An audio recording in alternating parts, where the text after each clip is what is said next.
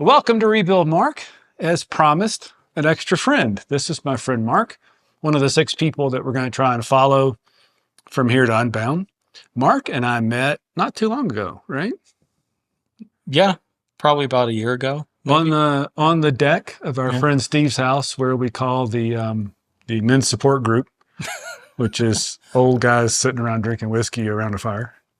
Yeah, sometimes eating pizza. Sometimes eating pizza. Yeah. I would say perhaps you were interested in Unbound because of my tales of excitement. Yeah.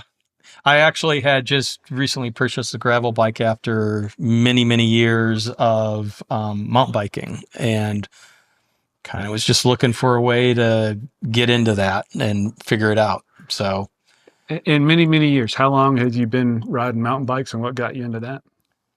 I've probably been riding mountain bikes since my 20s, so probably about 30 years, and mostly because I was a runner in high school, and my ankles and knees were a little beat up, so I figured I would try riding a bike. So clearly I inspired you. Yeah. And what we want to do is give people a little background so that maybe they find themselves in you a little bit. And so mountain biker, runner in high school, mountain biker for 20, 30 years, now gravel. Why Unbound? What is the thing about that has drawn you to such a crazy event? The challenge of it, I mean, when I was in high school, running was a big challenge. And when I started mountain biking, I was just kind of doing it on my own, and there was challenge in that because there was a certain skill set that I had to learn. But yeah, just a challenge. I like the athletic challenge of it. I like the after you described what was going on there. Inspired him. Yeah, inspired me. It seemed interesting to me, and it seemed different enough from mountain biking, but there's similar aspects of it. Yeah. So, and you're going to do the 100 this time. Yes. But less than a month later, you're doing 200 in Michigan. That's correct. So what was the thinking of that? Why? No thinking. No, yeah, definitely no thinking there. 300 miles worth of events in a few weeks. Yeah. Well, I'm from Michigan. And I was looking for another event. That one seemed to kill 2 birds with 1 stone kind of thing. Go back to Michigan, visit family, and then do this ride. Plus, I'm familiar with kind of that terrain, and it's good to go back. So as you came to grips with doing Unbound, what do you think are the challenges? Because if I remember right, the longest ride you had done until here recently was not 100 miles. Oh, yeah. Yeah. I mean, mountain biking, probably the longest I ever did was 30 to 40. And gravel, before you and I started riding together, I did maybe 1 6-hour ride, which got me close to 70 miles at that time. Mm-hmm. And, recently I just did a 5-hour one that got me close to 70. So significant progress there. So what do you think will be your biggest challenge on that day? Well, I mean, not having ridden it before and then just listening to your description, it sounds like the terrain is significantly different than what we train on. It is. And, so getting my body used to getting bounced around like that, probably.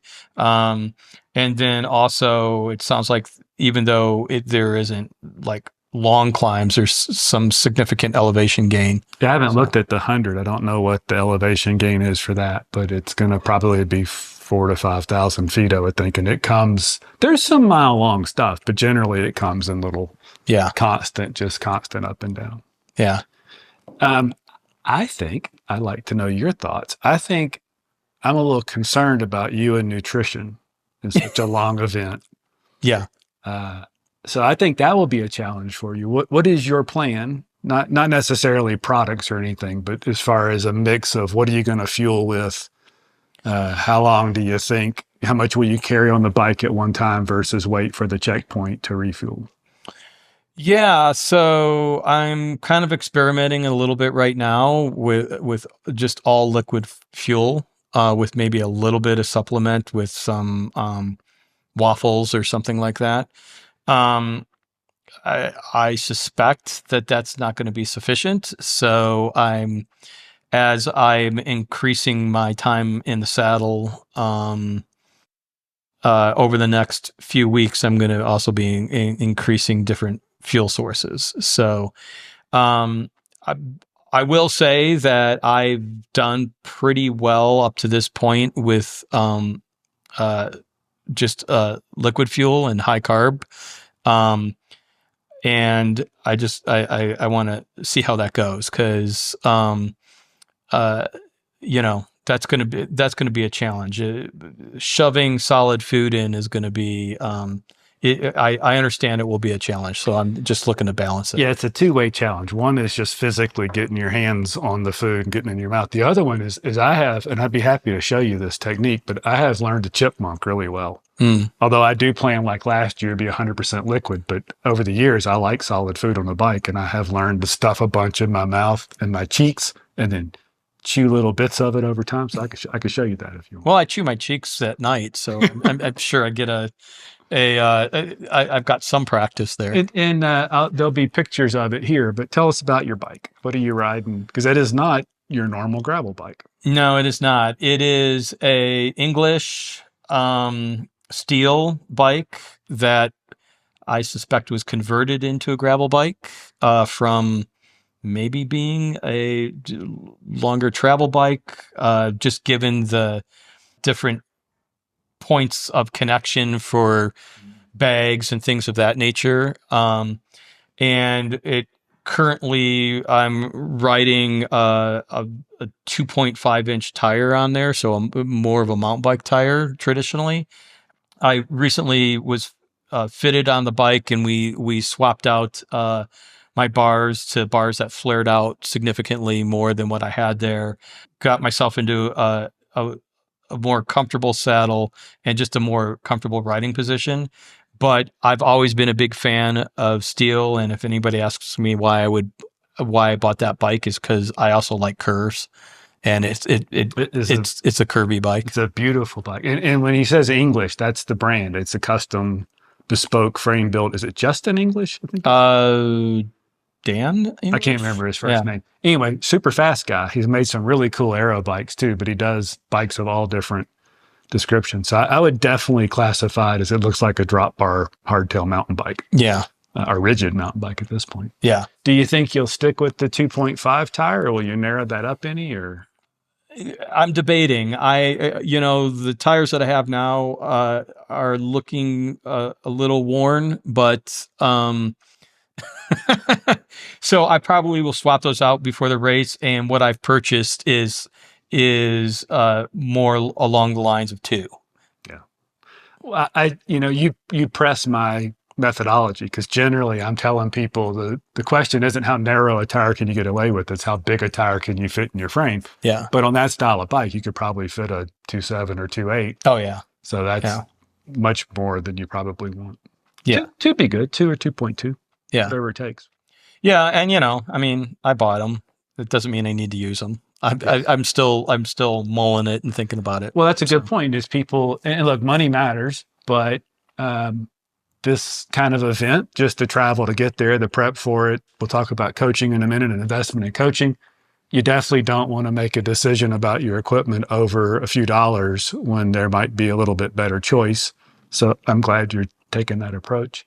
Well, I'm excited to do this with you. You have made a big difference for me this year, because the thing I've done this year that I haven't done the last 2 attempts at this is I've ridden the whole time since last year at Unbound. And a lot of that's got to do with you, because I didn't have anybody to ride with, and now I've had somebody to ride with, which has been very nice. And we rode right up until late December, before it started to really get cold here. Yeah. So that made a huge difference. So I appreciate you. Yeah. I mean, it makes a huge difference for me. I mean, I primarily would solo mountain bike when I was mountain biking, and I mean, there's fun in that, but particularly training for gravel, um, to have someone out there to kind of push you.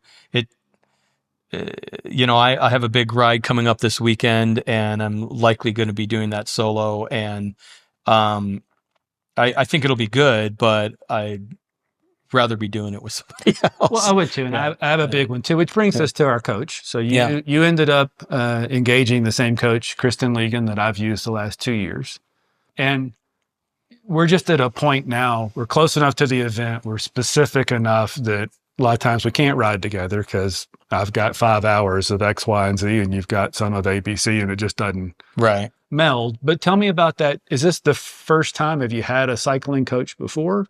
No, I've never. Well, I've never done a race on a bike, Oh, and it's always any races that I ever did was when I was running. I just figured cycling was something that I would enjoy, and I never really why ruin it with structure and training and stuff? Right, but I will tell you that I think that the structure and the training is making it more enjoyable. If I was just trying to do this out on my own, I'd probably be going out there and I'd probably be hammering as hard as I could. I probably wouldn't be getting as much time in the saddle as I should. And I just don't think I would be nearly as prepared. I mean, even though I've never done 100 before, and I've never done 200 before, I feel pretty confident with the training. I do too. I mean, I'm confident you can finish it and have a good time with the right mindset. But I agree with that, because I'd never, as I've talked about plenty, I've never had any structured training for in fact, I have consciously avoided it because riding bikes is supposed to be fun. In my mind, structured training was work, but I too found it enjoyable. In fact, yesterday I did a workout and came home and felt dizzy and nauseous, and it was amazing. So Kristen has figured out that I like to thrash myself, and so she gave me 8 90-second threshold intervals to do in a row. Nice. And I felt them when I got home. So Yeah. I've been surprised that I've enjoyed the kind of structured training. Yeah, I do like it. I mean, it keeps me on my bike. I'm on it 5 days a week now, so I don't. It keeps me from having an excuse not to get on the bike. Really. Perfect.